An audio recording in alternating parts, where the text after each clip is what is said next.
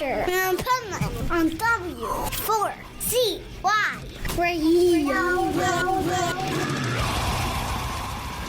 Welcome to Rockville. North America's largest rock festival is finally here. This is the Adventures of Pipeman here on W4CY Radio, and I'm here at Welcome to Rockville with Shane from Silverstein. Nice. Here, I gotta tell you, first of all, what a badass venue, right? The Daytona Speedway. Yeah, we're sitting in the middle of the track right now. Right. It's like, yeah, pretty awesome. My dad would be geeking out, I think. I grew up every Sunday watching NASCAR with him. He would be like, whoa, this is crazy. And I didn't really realize, this is our first time here, I didn't really realize that they did it right inside the track. And how about the fact that wall is not what you see on TV? Did you see the wall? You think it's like this on TV, and it's like straight up and down. It is, I know. You have to hit, like, I was told you have to hit 80 miles per hour to go and stay on it. Yeah, it is crazy. I didn't realize that either. I thought it was just like a slight, like 45-degree angle. I know, right? Maybe, but yeah, I don't even know what angle that is. It's wild. Pretty wild, yeah. Did you drive on it? Spat on you. It's all right. You actually spat on my battle vest. It lasted since 1981, and you ruined it here. Yeah. Yeah, we drove here. We drove on the track in the go-kart. It was cool. So wild, right? Yeah. So, have you ever played Rockville before? No, it's our first time. Wow. Yeah. There's a lot of first-timers today. I feel like I've been saying this in interviews today because it's today specifically. I feel like today is Warped Tour Day. Maybe you're right. I think that's what's happened over the last couple of years is they've opened up sort of the vibe a little bit to, I was going to say our kind. Like, it's a little like less focus on just like the big mainstream like radio bands. Yeah. And they're expanding it a little bit to some of the artists like ourselves. And that's great. Our bands are worth tickets and people care. And it's good to get a little bit of attention on kind of you said, warped bands and the warped scene of that era and stuff. So yeah, it feels really good to be here and be a part of it. Yeah. And that's why my grandson's here, because this is his first festival ever. Why? Because all bands like you. Yeah, it's awesome. And I think that's cool. The transcending of generations. Right. And we're seeing it more and more on our tour that we're doing around this festival. There'll be people bringing their kids to the shows, a lot more than I've ever seen before. And I think that's really special because this year our band is celebrating 25 years. That blows my mind. It blows my mind too. Oh my God. But for so many people to be coming out and having their children here and their kids are like singing the words and everything. And it's really cool. And something that when we were in the garage, in the basement, you would working on this, never imagine. Never, dude, never. Listen, I remember in the 80s, like I was at Metallica's first shows, Slayer's first shows and stuff. And all those bands, they were all my age. Like I never went to a band that was like somebody older back then. And now I see all these kids out here for bands like you or bands like Metallica. And I'm like, man, that is so cool. Like, yeah. If Dad ever asked me to go to a concert, I'd be like, no, I don't want to go see Frank Sinatra or whatever it was. Yeah. But now for me, it's like my son and my grandson like the same music as me. Like when in history has that ever? That's really a good point. Yeah, that absolutely is true. And like I have some nephews too that are into music and their age range is, I guess, 13 to 20. And they're all playing guitar and drums and stuff. And I have a little jam room in my house. We get all this stuff on and it's like, what are we going to play? And like the first thing they start playing is Black Sabbath. Nice. And I'm like, I know all of these songs. Right. Why do you know all of these songs? And it's like this band, or just Black Sabbath or Metallica, or it's like this stuff is just absolutely classic now for every generation. Blows my mind. Kids are growing up 13 years old and they're still learning Iron Man and Paranoid and NIB and like those songs the same way that I did when I was. And that was old back then too, I guess. I know, too. For me, it was 25 years old when I was learning to play those songs too. And now it's old. Like one of the first songs I ever learned. Is that right? Yeah, one of the first songs I ever learned on guitar was Heaven and Hell. So it wasn't even Ozzy Sabbath. Right.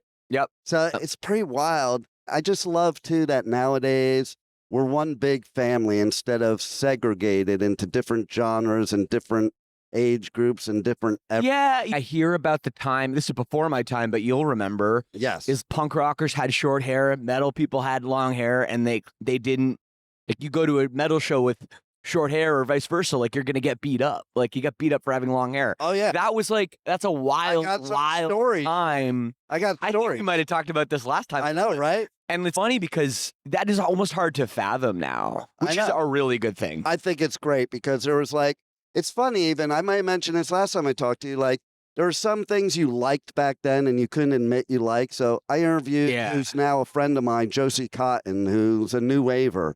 Like, I couldn't like new wavers then. So it's like, I told her in the interview, I'm like, I wasn't allowed to like you back then. So I'm so glad that I can now tell you that I did like you and not get beat up for it. No, I know. That is the good thing about the quote unquote like TikTok generation is like people are way more open-minded to all kinds of music. Speaking of TikTok generation, okay, have you seen that girl, Sophie Powers, that was on American Idol? She has that "Shut the Fuck Up" song. I don't think I know it. You're gonna have to look this. I don't actually laugh your ass off. I have a TikTok account, but I only ever use it when someone like sends me a TikTok and then like the app automatically opens. Yeah. And then I close it and then I watch my TikToks on Instagram like a real adult. You search Sophie on Google. You search Sophie Powers American Idol. You will laugh your ass off. Let's talk about this since you're grabbing it. Yeah, we're looking at this battle vest here. This comes from the time you're talking about. Now, I was a long hair metalhead that loved punk. If you look, you'll see GBH. I see GBH. Exploited, Merciful Fate, Dark Angel, Exodus, and Suicide on there when they were punk. Yeah. Before they crossed over. I have COC on here when they were punk. Right. Pepper. Yeah, Metallica and Slayer, they're the two prominent names on this thing. Both obviously had big punk influences. Well, like Slayer did a punk cover record. Lombardo and Hanneman were punks, and Kerry and Tom were the metalhead. But Tom wasn't even a metalhead. He just became one. Like, he didn't even like metal in the beginning. Can you imagine that? And he becomes one of the most brutal metal singers ever. Wild. It just blows my mind. Wild. But I remember Metallica wearing, like, when I was a kid, seeing them wearing, like, Dead Kennedy shirts and stuff. Oh, yeah. And Misfits. And Misfits. And that was, like, I think that was a big part of people getting over the, like, made peace a little bit maybe between it, at least on a main. Well, here's the thing. No posers. No posers. Okay. And so yeah, I was a long hair. I couldn't, some of my favorite bands I could never see till like within the last 10 years because I would have gotten my ass beat going to their shows, like The Exploited, GBH Discharge, DRI. Thank God DRI was one of the first ones to cross over to bring us together. And it was just stupid because I don't know if you know this, but the metalheads, we were a small group. The punks were a small group, and we were both getting our asses beat by the jocks in high school. Right. Why did we not band together against the jocks? Like, it never made sense to me. So that's why I love today. This Metallica Jump in the Fire patch is pretty special. Right? I've never seen that logo. Like, it's not the Metallica logo everybody knows, like the pointy one. Is this a bootleg patch, or is this official? Pre-Kill 'Em All. Crazy. See, even back then, even this one's pre-Kill 'Em All also. And they didn't even have a Slayer patch yet. So I did that. Yeah. Okay, but yeah. What's funny that you picked that and the Metallica out is that I was on Shiprock interviewing Winston from Parkway Drive. Yeah. And he was geeking out over this totally, but he was like, he did the same thing. I'm like, when did they have devils in their logos? Whoa, where did this come from? Type of thing. You know? Jump in the Fire, that makes sense. But exactly. So very cool, man. If there was a band on here that you could play with on this whole thing, is there one you could pick on here? Suicidal Tendencies. There it is. It's funny. The first band I ever saw was Suicidal Tendencies. Really? It's mostly true. The first band I ever saw was Bruce Springsteen with my parents. 3-hour show. I fell asleep. It was so boring. Are you a Jersey boy? No, I'm from Canada. Oh, okay. See, she's from Canada. Oh, that's why I'm saying. Because it's okay. I'm from Toronto. Usually, it's a Jersey boy that has to go with their parents to a Bruce Springsteen. No, I got Sharon Lois and Bram. Yeah, that's right. Is that an only Canadian thing? Do people know that in the States? I think it might be Canadian. But anyway, yeah. So I went to that show, and then that was, I don't remember what year it was exactly, but then the following year, Metallica was coming to Toronto, and it was Metallica with Danzig and Suicidal Tendencies was the tour. It was the Live Shit Binge and Purge tour. Nice. And I was like Metallica, everything, and that at that time. This was probably 93.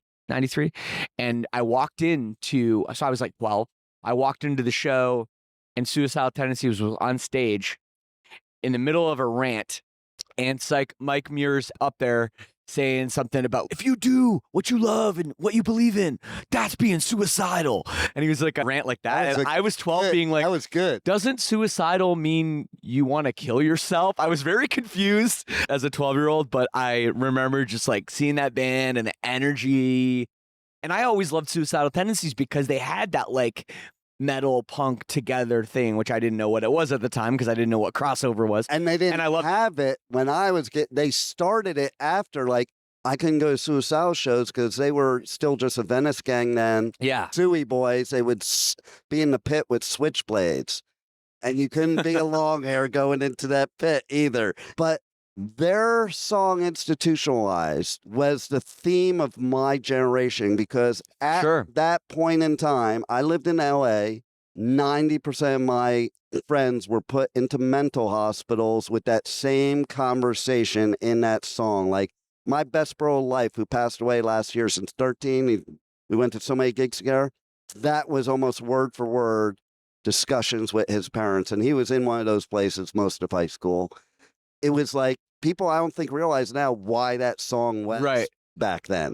But that was like, that's what happened. If parents couldn't control their kid, or you smoke pot, or you're a metalhead, or you're a punk, the mental hospitals used to convince the parents that you needed to be locked up.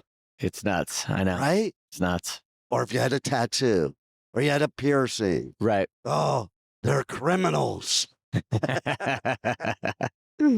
So what else you got going on you want to talk about that you want to let people know to look out? Yeah, well, we just released a new song called Negative Space, one of the best Silverstein songs ever.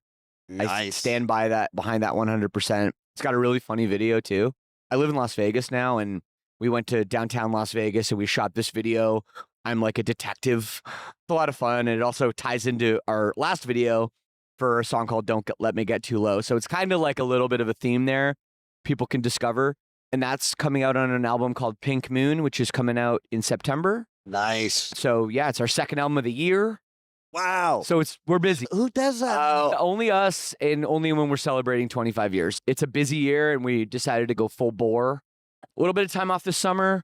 We're doing the 2 Warped Tour shows in DC and Long Beach. I'm going Long Beach, Orlando. I won't be in Orlando, but look out for more shows is all I can say right now, too, especially in Florida, because we are working on coming back. Nice. I love it, because people don't like to come here. Especially, I live in South Florida. It's like, nobody wants to drive down there to drive all the way back. Yeah. It's a long state to get there. Yeah, that's like the Western Canada problem, too. It's like people don't want to go all the way to Vancouver and all the way to come back. But being from Canada, and I remember we toured down here in Florida like in the wintertime. And it was like, this is amazing, like escaping the winter, and we're on the beach. And I have loved Florida ever since that. I love it. It feels like a vacation down here. Some bands complain, they're like, oh, it's too hot, or the humidity. I'm like, I don't know, man, it's paradise for me. So it's better I totally than fuck a with blizzard, I think, nowadays. I used to love the snow and the cold, and now I'm like, what was I thinking? That was stupid. No, I'll never go back. There you go. Never go back. I'll be in your neck of the woods next weekend for punk rock bowling. Perfect. I love that. I may see you there. Cool. Any last words you want to share with our listeners? Last words. Am I gonna die? Is this the end of my life? You might in this heat. You might die in this heat, or in a mosh pit out there. There's lots of ways. Bus crash, plane crash. We get really dark here. I know, right? Or you just fall off the wall. If that happens and this is my last interview, then that would be really wild, huh? I'd be really honored if you made this your last interview. You get really famous. Everyone knows the best career move is dying. I know, right? My last words are, come see us on tour. Come check out our new record, new songs. Thank you for listening to me babble about old punk with my friend. I love it. Thank you. Buy their merch. And thanks for bringing your grandson. This is nice to meet you again. And thanks for sitting in. And I hope you're teaching him well. I hope so. What's your favorite Green Day album? Nimrod. Nimrod's a good choice. I love Nimrod. He impressed me. Glad you didn't say brought up, idiot. I don't know, because maybe because they're American idiots now. But I brought him to get a guitar. I hadn't heard him play. I just knew he was playing. I'm like, I'll buy you a guitar. And we go to Guitar Center, and he starts playing Green Day. I'm like, where the hell did he learn how to do that? Like, I took lessons and played, and I still sucked. I couldn't play as good as him. So there you go. You got it. So Keep it up, man. what's your advice for him? He says he's trying to start a band. Yeah, find a good drummer.